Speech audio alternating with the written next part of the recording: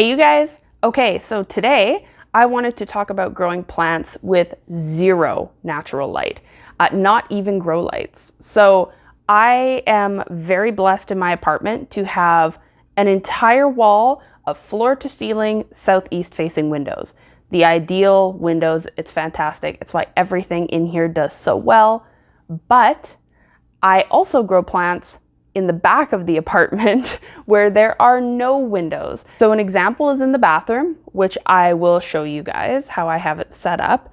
And a few things to note before we begin. One is that there is a light spectrum. And on that light spectrum, there is a certain spectrum that plants can use to grow and survive. And LED lights happens to fall somewhere in and around that spectrum. So if you went ahead and switched all your light bulbs to LEDs like Leonardo DiCaprio told us to so many years ago, then you have a decent spectrum for plant growth. This works fine, it keeps things alive. So quick disclaimer, your plants will not thrive. If you want a plant to be happy, like even a snake plant, some sun is needed. But things do well in here. They survive, they still look great, no one's getting leggy or weird, they're still nice and green. They definitely have lost some variegation. So an example, on a golden pothos, it's much more green than that yellow splash to it. I've also lost some variegation on the snake plant, like the yellow sides to it. It's definitely more green than when I first got it. But everything has grown a lot since I've put it in there. So your plants won't thrive, but they will certainly tolerate and continue to grow in the environment that I've created for them. Disclaimer number 2 is that the way to make this work is to have those lights on. And so I personally use a timer. The light is set on a timer. I use the TP-Link smart switches. I'll have them linked in the description box down below. They're amazing. You just pop it up on the wall, connect it to your Wi-Fi, and you can set them all on your phone. You don't need any kind of smart home integration in order to use smart home devices, just a phone. So I use these TP-Link switches throughout my entire apartment, but on any plant room, any kind of timer switch would definitely be a huge service, so you don't have to personally remember, it'll remember for you. And final point before I show you this bathroom is that this isn't just something I think works, I know it works. These plants have been in there for around 1.5 years now. I started putting plants in there last year and they've all done great. In fact, some things have actually outgrown their pots and I've had to move them out of there and back into pots out here or sell them just because I didn't have the space for them. So one of the plants in there is fresh and new and I'm just trialing it in the location. So we'll see how that variegated ivy wants to survive for me. So with all that out on the table, I will take you to the bathroom to show you what I have growing. Okay, so here we are on the precipice of the bathroom. I'm just standing outside the door so I'm not reflected in the mirror. But as you can see, I have a number of plants in here right off the bat.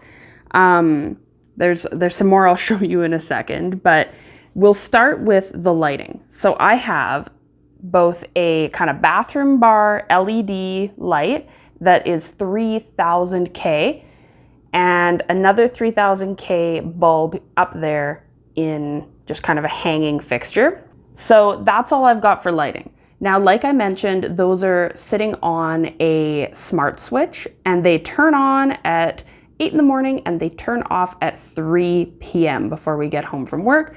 Then they turn on periodically in the evening as we're in and out of here. So I'll go over a few plants. So the potted ones. Right here we can see I have both a fern and a calathea potted sitting on the counter. It's a crocodile fern here and a rattlesnake calathea here. So the high humidity in the bathroom really helps those two varieties of plants. Neither one is a super high light plant either. So this is all the light that they get. And they are doing fantastic. They haven't grown like a huge amount, but that's good because then I wouldn't know where I would put them. But I definitely started both from being quite small just hoping that I could keep them in the bathroom for as long as possible. Now, some more potted plants. So up here, I have and excuse it for being slightly limp, but I just watered it. I let my pothos fully dry out before I water them. But here we have a golden pothos, and I've clipped it back quite a bit because it actually grew quite long and was starting to look a little ridiculous, but it's also doing great. You can see the higher variegation at the top when it was not growing inside of a bathroom with no lights. And then now we can see down here, the new growth does not have the same yellow variegation. It's very, very green. Still a happy plant, just losing that yellowness. If I were to move it out of here, new leaves that were in more sun would look much more yellow. Now, I also have this snake plant down here. I love styling with snake plants. They're just so easy, such a good beginner plant. You never have to water the darn thing. I water it literally every few months and it just always looks great. So they barely need any light to start with. So it's definitely going to be happy in here. Now for a few of the non-soil potted plants, we have some moss art. So I made this myself. That's why it looks so DIY, but I still like it. It looks cute. Basically, it's just dried preserved moss and some little pebbles or whatever. I'll see if I can get it at a better angle. There we go. And of course, the moss is preserved, so it's not alive. It always looks the same. So this needs no care, no watering, no anything. Just always looks that way. Almost forgot about this potted plant. So this is a variegated Swedish ivy. This is the new one. I used to have a pothos here, but it overgrew and was like hanging on the toilet. It looked ridiculous. So I've recently switched to this plant. It seems to be doing good so far. Definitely losing some of the variegation on the new growth here. You can see it's coming out very green, and old variegation where it was grown in more sun is much stronger. But so far doing well, doesn't seem to be throwing a fit or anything, so it seems to be good. Now for some interesting things, here is something that anybody can do in any room with no light. This is not potted at all. This is just in water, and it's a pothos cutting. This is a pearls and jade pothos. Now, cuttings prefer to be grown in the dark. They do better when they're in low light, especially the roots. Plant roots like to grow in low light. So this is just a really cheap little vase that I picked up from Superstore here in Canada. And that can just sit there and root for months. You can wait to pull that out for quite a while, but pretty much anywhere you have low light, you can just throw a cute little cutting into a vase and then you've got some green. Now, I also do that over here with some monstera. So they're also just sitting in a vase of water, just a couple monstera cuttings.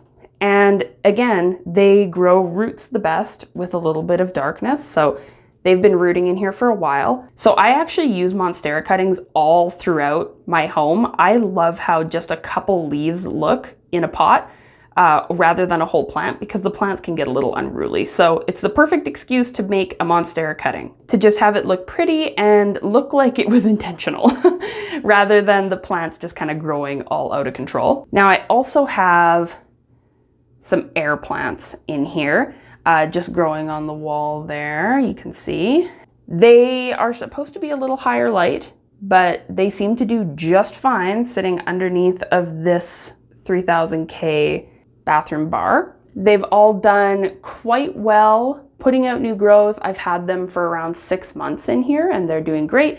I soak them in water overnight once every week and a half to 2 weeks, something like that. I found that all the ones that I just sprayed would die, but if I soak them overnight here, they do great. And that again might be a Canadian climate thing. So maybe people in California or somewhere more humid may have an easier time, but here in Edmonton, in Canada, it is dry. So an overnight soak seems to make all of my air plants very happy. Okay, so like I mentioned, here is that TP-Link light fixture. So you can just click to turn it off, click to turn it back on. It's super easy to set the timer up. I'll kind of show on screen what that looks like on the app. And yeah, just highly, highly recommend. I use them throughout the entire home.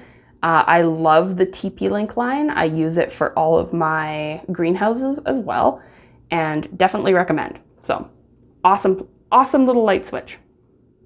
Okay, so here we are back on the outside of the bathroom. So I love styling with green. I think that green is just such a beautiful accent color. And this room, before having plants and greenery in it, was just so beige and miserable. So this has just been such a nice little pop of color. The moss, super easy. Throwing in a nice little shower curtain that's got some green in it. I've got a little bath mat that kind of matches everything. It's just such a happier space to be in now with all of this green in it. And it is easy. In fact, everything in here even needs to be watered less because it's got quite a bit of humidity. And since it doesn't have a whole lot of natural light, nothing dries out super fast. So I'm not even tending to these that often. So super easy way to decorate up a dark, dreary, windowless space. Okay, so back in the living room. So I hope that that was helpful for some people to see that truthfully there are tons of options for you growing plants in a dark room. Even if you don't want to set up the lights and have lights running all day long, you can still just do cuttings or those like a moss art. And there are tons of amazing moss artists around. I tried my own hand at it. It's definitely not perfect, but it's a nice way to bring some green into the space. And then cuttings like the pothos, the monstera, they don't need light. So if you don't want to have anything potted inside of your internal room, just take some cuttings off of some of your plants and prop them. And you can use those spaces where you have no natural light to just propagate some stuff. So I'll end this one here. If you have any extra questions about anything, you can definitely pop some questions in the comments below. I'll also leave in the description box below some plants that I would suggest to grow in a low light situation. And thank you guys again so much for watching. We actually hit 1,000 subscribers, I think yesterday, which was really awesome. So thank you guys all so much for tagging along. I hope that this is helpful for some of you. And I will see you in the next one. Bye, you guys.